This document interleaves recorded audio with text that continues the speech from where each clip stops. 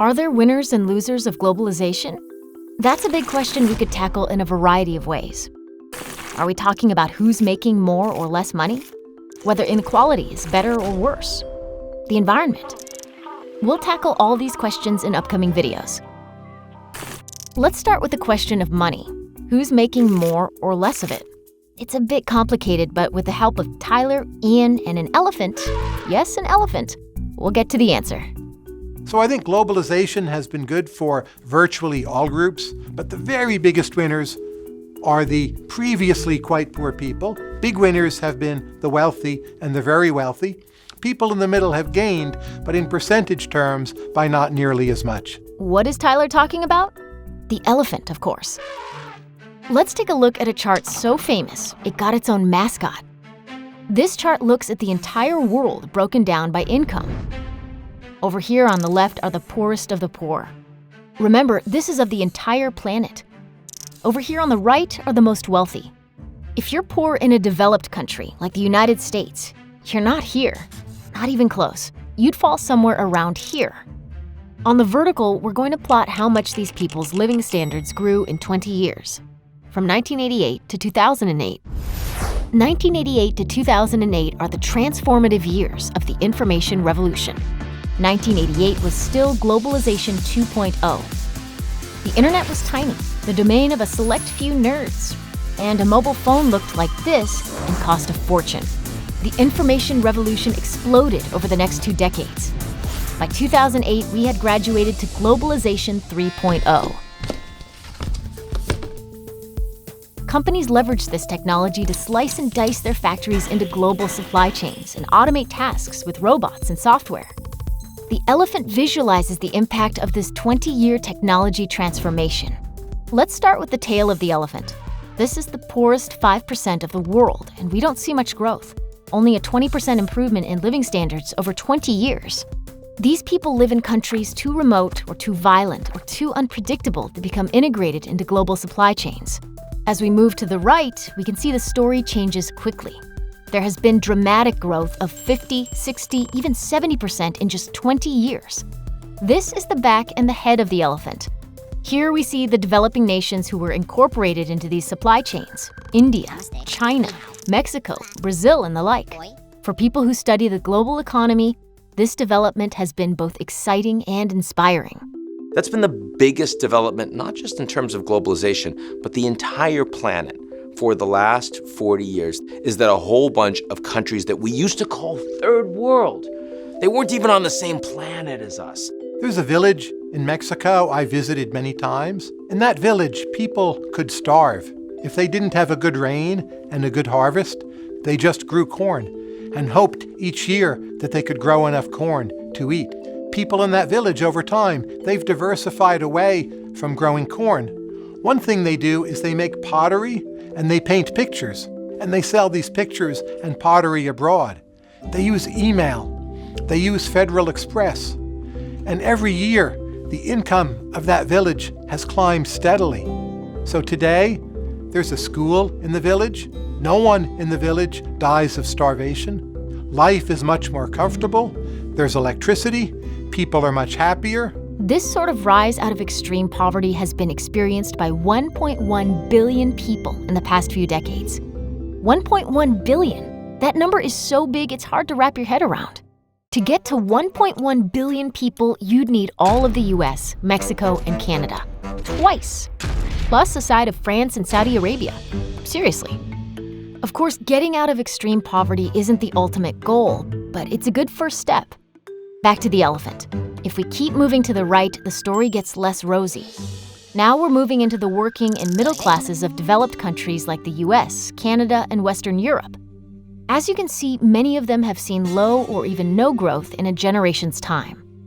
It doesn't go negative, so in that sense, on average, these people didn't lose money. But it's far below what was expected. This is the trunk of the elephant. These middle-class workers in the developed economies, they're not only competing more with cheaper labor abroad, but they're also competing more against their own automations in their own countries. So this too has to some extent held down wages for some classes of workers. What about the rest of the trunk? The higher you go up the income distribution, the better it gets. The very richest have seen a 70% increase in their incomes over the span. Remember how the Avengers made $1 billion in just 11 days? Those who reach global markets reap unprecedented rewards. Take a highly successful company like Apple. Hello. On the one hand, you have the designers, engineers, and marketers who have seen their fortunes rise as Apple's products sell across the globe. Nice. Cool. All right. On the other hand, Apple products used to be manufactured in the US. But those jobs are gone, either moved overseas or automated. No hard feelings. When these middle-class workers look around, they see prosperity for everyone but them. On one side are places like China, India, and Mexico growing rapidly. On the other, they see the wealthy getting much wealthier. And that is the working and middle class in rich countries. Here in the United States, and in Europe, Canada, Australia even, though no one ever talks about them, but they're a whole damn continent. All of those people suddenly are not getting the opportunities that they were. They believed that their lives were going to get better, and yet over the last 40 years, on balance, they've made no more money. And so as a consequence, you have a large number of people living in the wealthy countries that are really angry about globalization and free trade and open borders. And they're angry with that 1%, the 0.1%, the 0.01% that were telling them that globalization was great, but that didn't actually benefit them. Yeah, they still were able to buy cheaper stuff.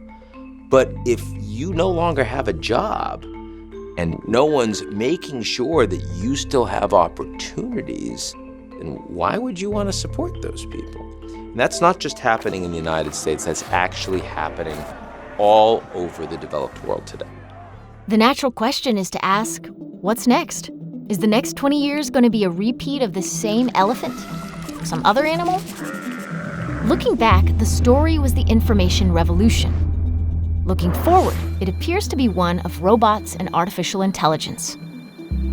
I talk to a lot of business people, and they all tell me that if they need to, they can make more money in the next 10 years with fewer people. That almost every company you can think of is getting transformed by processes of automation that makes it easier for them to get things done. And that's true with banks that don't need as many tellers or as many financial analysts to determine where you should and shouldn't put your money. It can be done by algorithm, right, and trading. Adidas has a new big sneaker company in Germany that has almost no people in it because they can make all of these customized sneakers through a robotic process. Today, the vast majority of manufacturing jobs in the United States that go away are not being stolen by a cheaper worker in China. In fact, one estimate shows almost 90%, 88% of all manufacturing jobs in the US that are displaced are being displaced by robots. Reporting for duty. The rise of automation is a source of much consternation in places like the US and Europe, but it might actually impact those countries at the head of the elephant more than anyone else. So a country like China, or like Brazil or Mexico, benefiting enormously from jobs in the United States that went to them in the last 40 years, suddenly will be more vulnerable to the robots and the automation than the United States will be over the coming 10 to 20 years. That's a really significant change in how we think about globalization. It's time to say goodbye to our elephant. Aggregating the lives of the entire planet into a single graph gives us a window into which groups won big and which did not. However, trying to represent hundreds of millions of lives with a single dot can feel disconnected from what the real impacts are. Globalization, it's a big concept, and it's important to realize for any concept that big, the correct way to think about it will be highly complex, and there will be many negatives. But overall, the ledger, I think, is strongly positive on behalf of globalization. It's spread health improvements, it's given people longer lives, greater opportunities for children, overall higher wages, many more countries are democracy, and the world today, largely because of globalization, is simply a much better, richer, and freer place than the world I initially grew up with. In the next videos, we'll go beyond money to talk about inequality, the environment, and more.